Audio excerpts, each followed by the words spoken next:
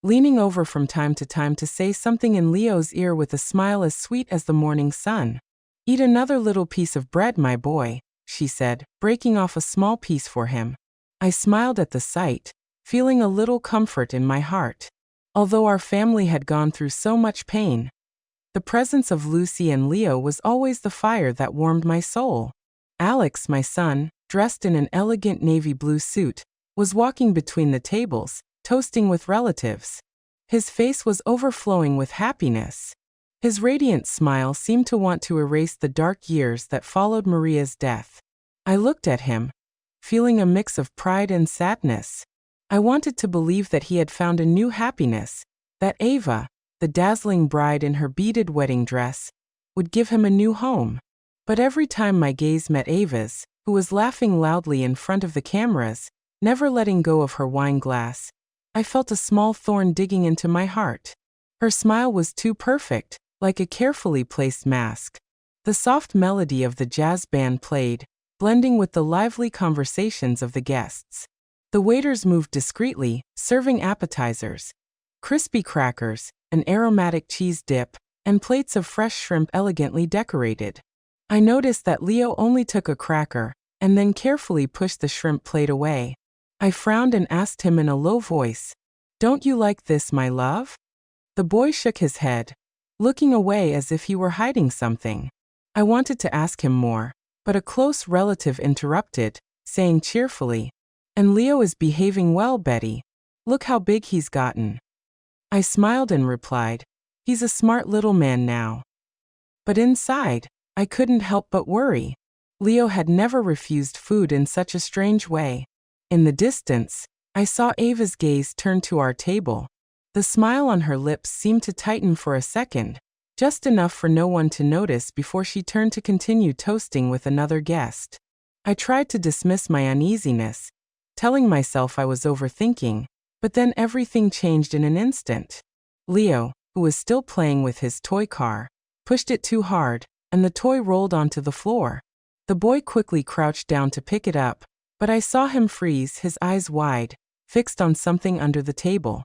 I leaned over to ask him what was wrong when Leo pulled out a small piece of paper folded in four with trembling hands and a pale face. He immediately clung to my hand and whispered urgently, "Grandma, let's go. Please, let's go now." My heart started pounding as if it wanted to jump out of my chest.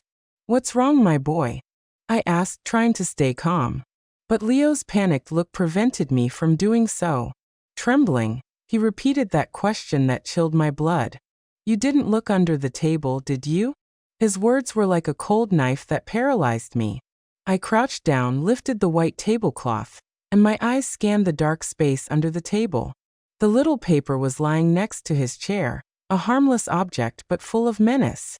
I picked it up with trembling hands, feeling the world shrink around me, leaving only Leo, me, and that damned paper. I unfolded it. The candlelight was enough to read the scribbled words. "Table, add shrimp to the child's serving." A few words, but they were like an electric shock that ran through my entire body. I subconsciously crumpled the paper in my hand. The music, the laughter, everything around me seemed to sink into an abyss from which I couldn't escape. Ava, in her dazzling wedding dress, continued to laugh in a corner of the ballroom, raising her glass to toast with a guest, as if nothing in the world could worry her. Alex was busy taking photos with his coworkers with a radiant smile that seemed to confirm that this was the happiest day of his life. But for me, everything in that ballroom was a farce, a curtain that hid the terrible truth I had just discovered. I squeezed the paper tightly, feeling it burn my skin. Leo, the grandson I loved more than my own life, had almost become the victim of an evil plot, right on his father's wedding day. I turned to Lucy, my adopted daughter, who was sitting next to Leo. Her eyes were filled with concern when she saw my expression. "Take care of Leo, please," I said, trying to stay calm, although I knew I couldn't hide the tremor in my voice. Lucy nodded, pulling Leo closer to her and hugging him tightly like a protective shield. "Where are you going?" she asked me in a low voice, but full of anguish. I just shook my head without answering because I didn't even know what I was going to do next. I quickly went out into the hallway, my legs heavy, as if they were carrying lead, but with my heart pounding, urging me to act. Near the bar, I saw a group of waiters chatting. Their laughter sounded like a painful contrast to the storm that was raging inside me. I recognized David, the young man who had brought the food to our table several times. He had a kind face and a friendly smile, but at that moment, I couldn't think about that. I walked straight up to him, put the paper in his face, and asked in a firm voice, "Do you know who sent this paper?" David looked at the paper, and his face changed instantly. His carefree smile turned into an expression of panic. "My God, this is my paper," he stammered, his hands trembling as if he wanted to snatch it from me. "A woman gave it to me, and I accidentally dropped it when I was carrying the tray." His words were like a ray of light in the midst of confusion, but they also agitated me even more. "Who gave it to you?" I insisted, almost shouting, completely losing my composure. David took a step back, confused. "I don't know her name, ma'am. She just told me to give it to the chef. The paper didn't say who sent it." Rage exploded inside me like a burning fire. "All the more reason," I said, getting closer, my voice trembling with anger and fear. "You know, my grandson is severely allergic to shrimp. A single piece could kill him." David turned pale, his eyes wide with horror, and shook his head frantically. "Ma'am, I really didn't know. I just followed the note. I had no idea about anything." His voice broke as if he too was trapped in this nightmare. The other waiters began to whisper among themselves, looking at each other with curiosity and concern. I squeezed the paper in my hand, feeling it burn my skin. I wanted to scream.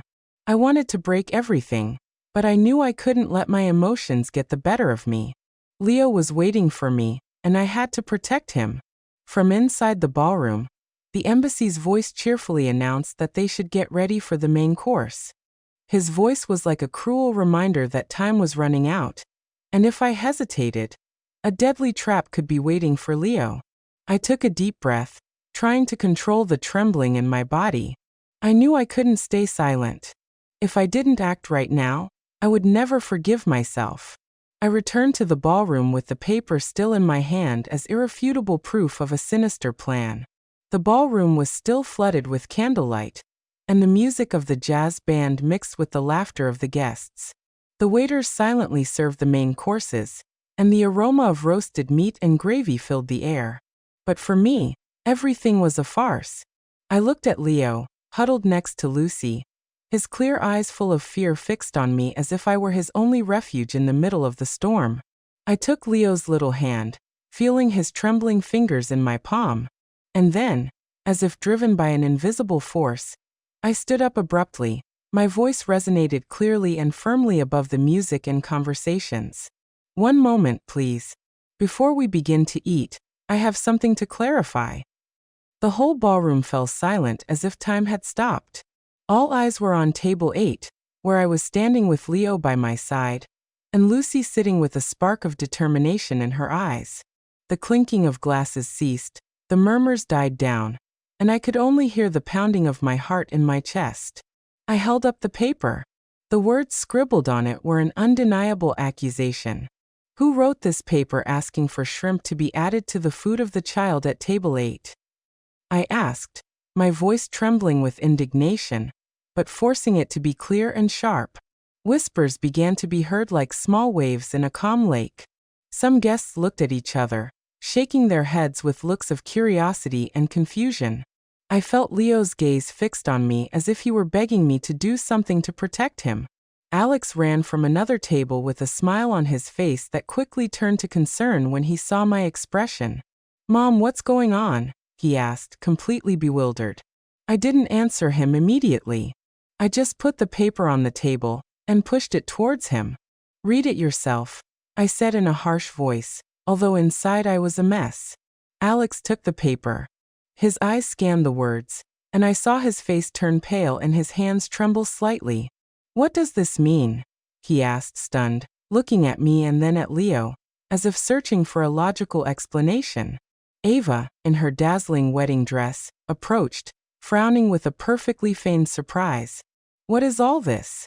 Some kind of bad joke, she said in a soft voice, but I noticed a flash of panic in her eyes. I looked at her directly in the eyes, my heart gripped by anger and fear. My grandson is allergic to shrimp, I said, my voice trembling with indignation. This is not a joke. This is an attempt at murder. My words fell like thunder, plunging the ballroom into a deathly silence. Some guests' mouths dropped open in astonishment while others began to whisper, their eyes moving from me to Ava. Ava let out a forced laugh, a mask to maintain her composure. Excuse me, Mrs. Williams, but there is no name on the paper. Are you going to believe a story that a child who found it made up? She said with a mocking tone, trying to make me look like a paranoid old woman. Some guests began to comment doubtfully. Maybe it's a misunderstanding. Who would do something like that at a wedding? The blood boiled in my veins. Ava's audacity left me almost speechless. I wanted to scream. I wanted to tear off that wedding dress to reveal the truth. But I knew I had to remain calm for Leo, for my family. Suddenly, Lucy stood up, hugging Leo tightly, her eyes reddened and fixed on Ava. That's enough, Ava. Her voice sounded cold but full of pain, as if she couldn't contain herself any longer. Lucy stepped forward and slapped her, a smack that echoed throughout the ballroom. The dry, resounding sound broke the silence and the falsehood. Everyone froze, including me. Ava put a hand to her cheek, her eyes wide with shock, and then turned to Alex, sobbing. You see, she's crazy with jealousy, and that's why she's attacking me. What have I done to deserve this? Lucy didn't back down. Her fists clenched and her voice broken with rage. The only wicked person here is you. You wanted to harm an innocent child at your own wedding. Her words were like a knife that cut through the heavy air of the ballroom. The looks of doubt began to center on Ava, and I saw her freeze, her false smile fading. Alex was motionless. His gaze went from me to Lucy and Ava, as if he were trapped between two worlds. Lucy, calm down, he said in a trembling voice, but I knew he was no longer sure who to believe. The murmurs of the guests grew like a tide that carried all eyes toward me, toward Ava, and toward Leo, my little grandson, who was trembling in Lucy's arms. Ava tried to maintain her false calm, but I saw her hands shake when she spoke. This is a slander. I'm sure someone put that paper there to ruin our wedding. Her voice was sharp, but I noticed the panic in her eyes, as if her perfect mask was starting to crack. I couldn't stand her audacity anymore. The anger inside me exploded like a fire that consumed all my patience. I hit the table hard, making the glasses shake. That's enough, I shouted in a voice so cold that it silenced even the music of the jazz band. David, come here. The young waiter, David, approached from a corner, his face pale with fear. His eyes darted from side to side, as if he were trapped between the truth and the storm that was coming. I showed him the paper, my voice trembling but firm. Confirm it. Is this the paper you received? David nodded repeatedly, stammering. Yes, ma'am, it is. A woman from the other table gave it to me, and I accidentally dropped it when I was carrying the tray. He lowered his head as if he wanted to avoid my gaze. I felt my blood boil, but I forced myself to stay calm because I knew everyone in the ballroom was watching. Ava hurried to interrupt in a sharp, almost desperate voice. You're mistaken. I don't know anything about that. But before she could respond, a weak voice full of pain was heard from behind. Gloria, Ava's younger sister, burst into tears and stood up from her chair. It wasn't my sister Ava who gave me that paper, the young woman said, trembling as tears ran down her cheeks. She asked me to give it to the waiter. I swear I didn't know what was inside. A murmur of astonishment ran through the ballroom. My God, I can't believe it. How is that possible? I looked at Gloria and my heart softened. She was barely 18 years old. Her eyes were red and full of confusion, as if she too was trapped in this nightmare. Ava turned abruptly and yelled at her sister, her face disfigured with anger. Shut up, Gloria. How dare you make up lies to harm your own sister? Her voice was sharp, but I saw her lips tremble as if she were struggling to hide the truth. Gloria backed away, trembling from head to foot. and said between sobs, "I'm not lying, sister. I just did what you asked." Her words were like a dagger that went through Ava's falsehood, leaving the entire ballroom in a state of shock. A close older relative shook his head, his voice choked. How is it possible to not even spare an innocent child? In the midst of the chaos, Lucy stepped forward, hugging Leo tightly, and said in an icy voice, "If you keep denying it, we can ask to check the security cameras in the ballroom. Everything will be cleared up in a moment." Her words were like a stone thrown into a lake, causing waves of panic. Ava's face turned ashen, her lips tightened, and her gaze desperately sought an escape. But there was no escape now. She didn't say another word. And that silence for me was the clearest confession of all. Alex froze, his hand trembling on Leo's shoulder, looking in horror at the woman he had just called his wife, Ava. His voice broke as if he were trying to cling to the hope that it was all a misunderstanding. But his gaze, moving from the paper to Leo, said it all. I saw how his heart broke, just like mine had when he discovered the plot. An uncle stood up and shook his head, disgusted. It's unbelievable. Such wickedness on a day of celebration. His voice trembled, as if he were holding back his indignation. After Lucy's challenge about the security cameras, a deadly silence took over the ballroom. Ava, the woman I once tried to accept as part of my family, stood there, her face pale and her lips pressed together, looking for one last excuse. But the truth was exposed, and she had nowhere left to run. Alex, my son, walked slowly toward her, his face tense and his eyes red, and asked her, "Ava, tell me the truth. Is it true?" His voice trembled as if he were begging for a glimmer of hope that it was all a mistake. But I knew that deep down he also felt the painful truth. Ava took a step back, trying to force a twisted smile. But her eyes betrayed her panic. "You don't believe me?" she said in a broken voice, as if trying to cling to the last drop of Alex's trust. "It's all their plan. I didn't do anything." But her words sounded weak, like a wind about to die out before a storm. I looked at her, my heart heavy with indignation and pain. This woman I thought would bring my son happiness was now standing in front of me like a stranger, a danger I hadn't seen before. Lucy, my adopted daughter, put a hand on Alex's shoulder and said in a voice she was holding back with all her might, "Leo almost died because of this woman." Her words were as sharp as a knife. Ava yelled desperately, "Shut up. You're just a jealous intruder." But Lucy didn't move. She was trembling with rage, but stood firm like a shield for Leo. "How dare you call me jealous?" Lucy responded in an icy voice. "Look this child in the eyes and tell me you didn't try to hurt him." Leo clung to me, his little hand squeezing mine as if he feared being dragged into that nightmare. The guests began to stand up. The festive atmosphere had completely broken. A relative of our family, Mr. Johnson, hit the table with anger. "This is a disgrace. We can't let this go." Murmurs of support were heard like waves that grew and drowned Ava in everyone's looks of contempt. Alex, trapped between truth and love, cried out, his voice broken with pain and indignation. "Leo is my son. You tried to kill my son at our own wedding." His words were like a direct stab to Ava's heart, and I saw her burst into tears. But those tears, I knew, were not of repentance, but of being discovered. I placed the paper on the table and declared in a firm voice, "Anyone who tries to harm my grandson will never have the right to set foot in this family." My words resonated clear and unyielding, like a sentence. Ava looked up, her eyes full of fire, but I saw defeat in her gaze. She had lost not only to me, but to the truth. The hotel security personnel approached and in a polite but firm manner asked Ava to leave the ballroom. "Ma'am, please come with us," one of them said in a cold voice. Ava backed away looking for help, but no one sided with her. Many guests shook their heads, leaving their half-empty glasses and sighing with resignation. "Unbelievable," one whispered. "How can someone be so cruel?" Another said, horrified.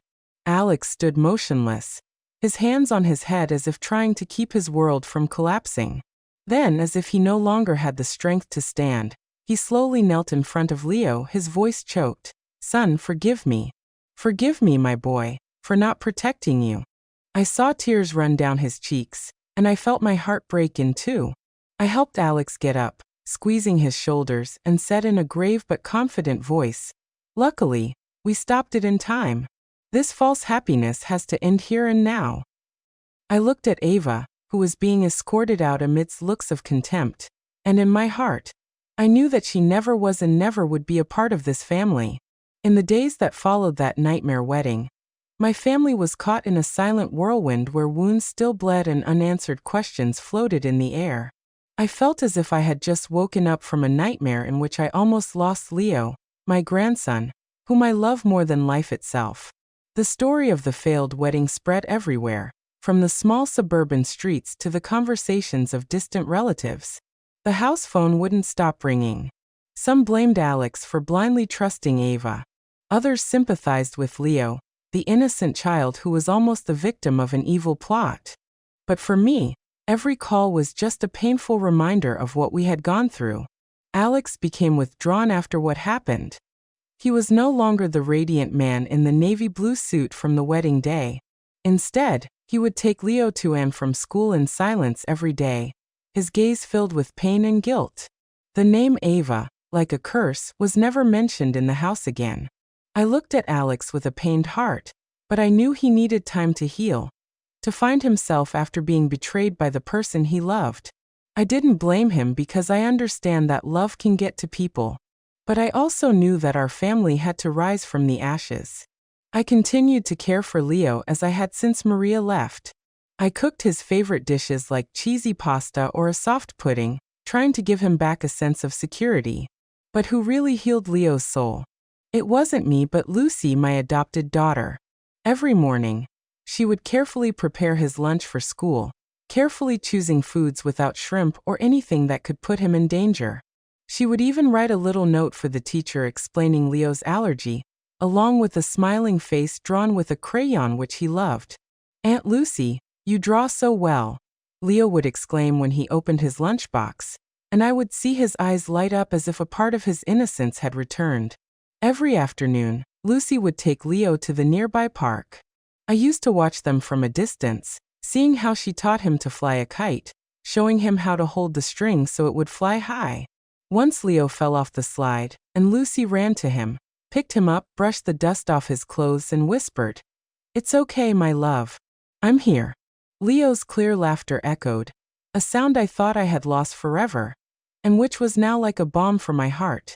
I looked at Lucy with infinite gratitude because she was not only a sister to him, but also like a second mother filling the void that Maria had left. One night when Leo had a high fever, I saw Lucy spend the night by his side. She sat on a chair next to the bed, placing damp cloths on his forehead while she quietly told him the story of a brave sparrow that flew through a storm. I stood at the door watching in silence, and I realized that Alex's gaze followed Lucy for a long time.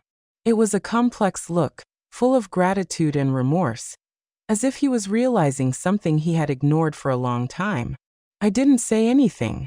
I just retreated in silence, giving them their space. But in my heart, I began to hope that maybe there was a light at the end of our family's dark tunnel. One night during one of the rare dinners where we were all sitting together around the table with the warm pasta I had prepared, Leo suddenly looked up, his clear eyes fixed on Lucy. "I want Aunt Lucy to be my mommy," he said in a soft but clear voice as if it were something he had been thinking about for a long time. Everyone at the table fell silent. Lucy blushed and lowered her head, gripping the spoon as if to hide her embarrassment. Alex froze with teary eyes as if Leo's words had touched a very deep chord in his heart. I smiled. I put my hand on Alex's shoulder and said in a warm voice, "True happiness, son, doesn't come from a dazzling wedding dress, but from a sincere heart that knows how to love."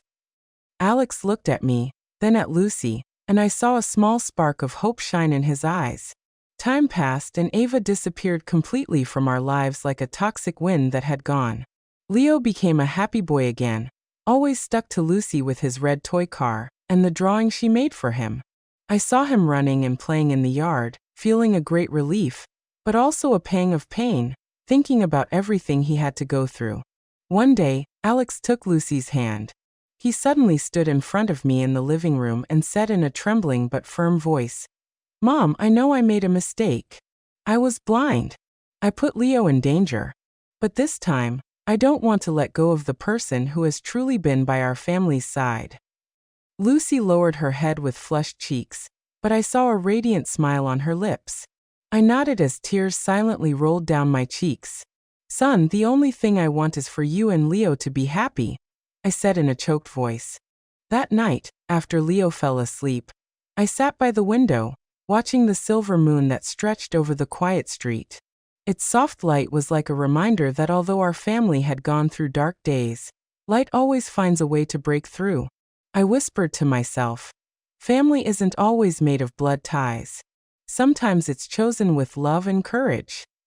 After that grim wedding, a new chapter full of light had truly begun for my family. I looked toward the yard where the kite that Lucy and Leo had flown the day before was still there. And I knew that although the old wounds might never fully heal, we would continue on together with love and strength as our support. After going through all this, I understood something very important. That in life there are losses that cannot be replaced, betrayals that break the heart, but sincere love will always be the light that illuminates the way. Family is not only built with blood ties, but also with choices, with the courage to protect each other from darkness and danger. It is sacrifice and true affection that brings lasting happiness, not false appearances. I want everyone to remember to listen. You have to let your heart guide you because sometimes a small gesture of attention can save a life. And it is kindness that gets us out of nights that seem to have no end. The story you have just heard has been modified in names and places to protect the identity of the people involved. We do not tell this to judge, but with the hope that someone will listen and stop to reflect. How many mothers are suffering in silence inside their own homes? I truly wonder if you were in my place, what would you have done? Would you have chosen silence to maintain peace? Or would you have dared to face everything to reclaim your own voice? I would like to know your opinion because every story can become a candle that lights the way for others. God always blesses us, and I am sure that courage will lead us to better days. Meanwhile, on the final screen, I will leave you two of the channel's favorite stories. I am sure you will be surprised.